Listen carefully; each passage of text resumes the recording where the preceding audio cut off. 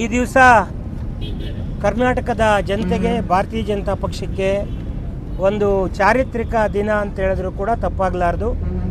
ಯಾವ ಒಂದು ಜನಪರವಾದ ಹೋರಾಟವನ್ನು ಮುಂದಿಟ್ಟುಕೊಂಡು ಭಾರತೀಯ ಜನತಾ ಪಕ್ಷ ಮೈಸೂರಿನವರೆಗೆ ಮೂಡ ವಿಚಾರಕ್ಕೆ ಸಂಬಂಧಪಟ್ಟಂತೆ ಸನ್ಮಾನ್ಯ ಮುಖ್ಯಮಂತ್ರಿಗಳಾದಂಥ ಸಿದ್ದರಾಮಯ್ಯನವರು ರಾಜ್ಯದ ಮುಖ್ಯಮಂತ್ರಿಗಳಾಗಿದ್ದುಕೊಂಡು ಈ ಕಾಂಗ್ರೆಸ್ ಸರ್ಕಾರದ ಅವರು ಯಾವಾಗೆಲ್ಲ ಅಧಿಕಾರದಲ್ಲಿದ್ದರು ಆ ಎಲ್ಲ ಸಂದರ್ಭದಲ್ಲೂ ಕೂಡ ಅಧಿಕಾರವನ್ನು ದುರ್ಬಳಕೆ ಮಾಡಿಕೊಂಡು ದುರುಪಯೋಗ ಮಾಡಿಕೊಂಡು ತಮ್ಮ ಸ್ವಂತ ಪತ್ನಿ ಹೆಸರಿಗೆ 14 ಮೂಡ ಸೈಟ್ಗಳನ್ನು ಮಂಜೂರು ಮಾಡಿಕೊಂಡಿರ್ತಕ್ಕಂಥದ್ದು.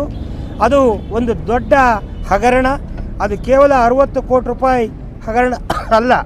ಸಿದ್ದರಾಮಯ್ಯನವರು ಒಪ್ಕೊಂಡಿರೋ ಪ್ರಕಾರ ಕೇವಲ 60 ಕೋಟಿ ರೂಪಾಯಿ ಅಲ್ಲ, ಅದು ಸುಮಾರು 5-6 ಸಾವಿರ ಕೋಟಿ ರೂಪಾಯಿ ಮೂಡ ಹಗರಣ ಇದೆ. ಸುಮಾರು ಸೈಟ್ಗಳು, ಸಾವಿರಾರು ಸೈಟ್ಗಳು ಇದೇ ಪ್ರಕಾರ ಅಕ್ರಮವಾಗಿ ಅಲ್ಲಿ ಒಂದು ಕೊಡುವಂಥದ್ದಾಗಿದೆ. ಅಲ್ಲಿ ಬೇರೆ ಬೇರೆ ಇನ್ಫ್ಲೂಯೆನ್ಸ್ ಇರೋವಂಥವ್ರಿಗೆ ನಾಗರಿಕರು ಮೈಸೂರಿನಲ್ಲಿ ಏನು ಅರ್ಜಿ ಹಾಕ್ಕೊಂಡು ಕಾಯ್ತಾ ಇದ್ದಾರೆ, ಅವ್ರು ಯಾರಿಗೂ ಇಲ್ಲಿವರೆಗೂ ಸೈಟ್ ದೊರಕಿಲ್ಲ. ಆದರೆ ಯಾರಿಗೆ ಒಂದು ಇನ್ಫ್ಲೂಯೆನ್ಸ್ ಇದೆ, ಯಾರು ಪ್ರಭಾವಶಾಲಿಗಳಿದ್ದಾರೆ ಅಂಥವ್ರಿಗೆ ಒಂದಲ್ಲ, ಈ ಸಿದ್ದರಾಮಯ್ಯನವ್ರ ಶ್ರೀಮತಿಯವರು ಕೊಟ್ಟ ಹಾಗೆ 15-20 ಸೈಟ್ಗಳನ್ನು ಕೊಡುವಂಥದ್ದಾಗಿದೆ. ಹಾಗಾಗಿ ಈ ವಿಚಾರವನ್ನು ಮುಂದಿಟ್ಕೊಂಡು ಭಾರತೀಯ ಜನತಾ ಪಕ್ಷ ಒಂದು ವಿರೋಧ ಪಕ್ಷವಾಗಿ ತನ್ನ ಜವಾಬ್ದಾರಿಯನ್ನು ಅರಿತು ಏನು ನಾವು ರಾಜ್ಯದ ಜನತೆಗೆ ಭರವಸೆ ಕೊಟ್ಟಿದ್ವಿ ಆ ಪ್ರಕಾರ ನಾವು ಹೋರಾಟ ಮಾಡಿದ್ವಿ. ಬೆಂಗಳೂರಿನಿಂದ ಮೈಸೂರುವರೆಗೆ ಕಾಲ್ನಡಿಗೆಯಲ್ಲಿ ಜಾಥಾ ಮಾಡಿ ಸಿದ್ದರಾಮಯ್ಯನವ್ರನ್ನ, ರಾಜ್ಯದ ಜನರನ್ನು ಕಣ್ತೆರೆಸುವಂಥ ಕೆಲಸವನ್ನು ಮಾಡಿದ್ವಿ. ಅದರ ಜೊತೆಗೆ ಒಂದು ಕಡೆ ನ್ಯಾಯಾಂಗದ ಹೋರಾಟ, ಏನು ನಮ್ಮ ಸ್ನೇಹಪ್ರಿಯ ಕೃಷ್ಣ ಅಲ್ಲ, ಸ್ನೇಹಮಯಿ ಕೃಷ್ಣ, ಇನ್ನೊಬ್ಬರು ರಿಜ್ವಾನ್ ಅಬ್ರಹಾಂ ಅಂತ ಇಬ್ಬರು ರಾಜ್ಯಪಾಲರಿಗೆ ಒಂದು ವೈಯಕ್ತಿಕ, ಅವರು ಒಬ್ಬೊಬ್ಬರು ಕೂಡ ನಮಗೂ ನಿಮಗೆಲ್ಲರಿಗೂ ಜವಾಬ್ದಾರಿ ಇದೆ. ಆ ಪ್ರಕಾರ ರಾಜ್ಯಪಾಲರಿಗೆ ಏನು ಒಂದು ಕಂಪ್ಲೇಂಟನ್ನು ಕೊಟ್ಟರು, ಅದರ ಆಧಾರದ ಮೇಲೆ ಸನ್ಮಾನ್ಯ ರಾಜ್ಯಪಾಲರು ಸಿದ್ದರಾಮಯ್ಯನವರ ವಿರುದ್ಧ ತನಿಖೆ ಆಗಬೇಕು, ಪ್ರಾಸಿಕ್ಯೂಷನ್ಗೆ ಅನುಮತಿ ಕೊಟ್ಟರು. ಆದರೆ ಆ ಅನುಮತಿಯನ್ನು ಚಾಲೆಂಜ್ ಮಾಡಿ ಕೋರ್ಟ್ ಮೆಟ್ಟಲನ್ನು ಹತ್ತಿದ್ರು ಸನ್ಮಾನ್ಯ ಸಿದ್ದರಾಮಯ್ಯನವರು, ಕಾಂಗ್ರೆಸ್ ಸರ್ಕಾರ. ಕೋರ್ಟ್ನಲ್ಲಿ ತೀರ್ಮಾನ ಆಗಿದೆ. ಇವತ್ತು ಮಧ್ಯಾಹ್ನ 12 ಗಂಟೆಗೆ ಒಂದು ಐತಿಹಾಸಿಕ ತೀರ್ಪನ್ನು ನ್ಯಾಯಮೂರ್ತಿಗಳು ಕೊಟ್ಟಿದ್ದಾರೆ, ಹೈಕೋರ್ಟ್ ಕೊಟ್ಟಿದೆ. ಅದರ ಪ್ರಕಾರ ಸಿದ್ದರಾಮಯ್ಯನವರು ಪ್ರಾಸಿಕ್ಯೂಷನ್ಗೆ ಅಂದರೆ ಅವರ ತನಿಖೆಗೆ ಒಳಗಾಗಬೇಕು. ಅವರು ಅಪರಾಧ ಮಾಡಿರೋದು ಮೇಲ್ನೋಟಕ್ಕೆ ಕಂಡು ಬಂದಿದೆ, ಇಲ್ಲಿ ಸ್ವಜನ ಪಕ್ಷಪಾತ ನಡೆದಿದೆ, ಸ್ವಕುಟುಂಬ ರಕ್ಷಣೆ ನಡೆದಿದೆ, ಆ ಸ್ವಕುಟುಂಬದ ಹಿತಕ್ಕಾಗಿ ಅವರು ಕೆಲಸ ಮಾಡಿದ್ದಾರೆ.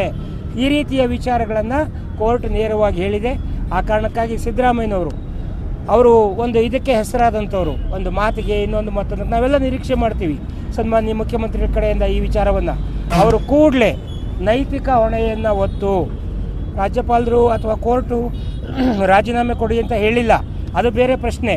ಆದರೆ ನೇರವಾಗಿ ಯಾರು ಮುಖ್ಯಮಂತ್ರಿ ಇದ್ದಾರೆ ಅವ್ರ ಮೇಲೆ ಆಪಾದನೆ ಬಂದಾಗ ಅವರು ಆ ಕುರ್ಚಿಯಿಂದ ಇಳಿದು ಒಂದು ಪಾರದರ್ಶಕವಾದ ತನಿಖೆ ಆಗೋದಕ್ಕೆ ಅವಕಾಶವನ್ನು ಮಾಡಿಕೊಡ್ಬೇಕಾಗತ್ತೆ. ಆ ಕೆಲಸವನ್ನು ಸನ್ಮಾನ್ಯ ಮುಖ್ಯಮಂತ್ರಿಗಳು ಮಾಡ್ತಾರೆ. ಏಕೆಂದರೆ ಅವರು ಹೇಳ್ಕೊಂಡಿದ್ದಾರೆ ಹಲವಾರು ಬಾರಿ.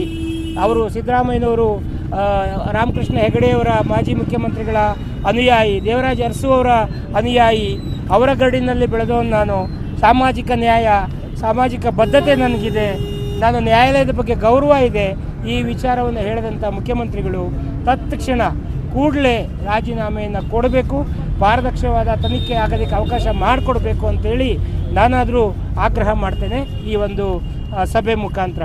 ಆದರೆ ಯಾವುದೇ ಕಾರಣಕ್ಕೂ ನಾವು ಭಾರತೀಯ ಜನತಾ ಪಕ್ಷದ MLAಗಳು, MLCಗಳು, ಶಾಸಕರುಗಳು ನಾವೇನಿದ್ದೀವಿ, ಸಂಸದರು ಏನಿದ್ದೀವಿ, ನಮ್ಮ ರಾಜ್ಯಾಧ್ಯಕ್ಷರ ನೇತೃತ್ವದಲ್ಲಿ ಈ ಹೋರಾಟವನ್ನು ನಮ್ಮೆಲ್ಲ ಕಾರ್ಯಕರ್ತರನ್ನ ಒಳಗೊಂಡಂತೆ ನಾವು ಮುಂದುವರಿಸ್ತೇವೆ.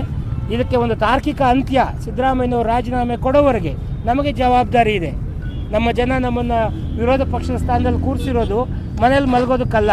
ನಾವು ಈ ರೀತಿ ಸರ್ಕಾರ ದಾರಿ ತಪ್ಪಿದಾಗ ಅದನ್ನು ತಿದ್ದಬೇಕು, ತೀಡಬೇಕು, ಹೇಳಬೇಕು, ಜನಗಳ ಮುಂದೆ ತರಬೇಕು, ನ್ಯಾಯ ಕೊಡಿಸ್ಬೇಕು ಜನರಿಗೆ ಅನ್ನೋ ವಿಚಾರ ಆಗಿರೋದ್ರಿಂದ ಖಂಡಿತವಾಗಲೂ ಕೂಡ ಈ ಒಂದು ಹೋರಾಟವನ್ನು ತಾರ್ಕಿಕ ಅಂತ್ಯಕ್ಕೆ ತೆಗೆದುಕೊಂಡು ಹೋಗ್ತೇವೆ ಅನ್ನೋ ಮಾತನ್ನು ಈ ಮುಖಾಂತರ ಹೇಳೋದಕ್ಕೆ ಇಷ್ಟಪಡ್ತೇವೆ.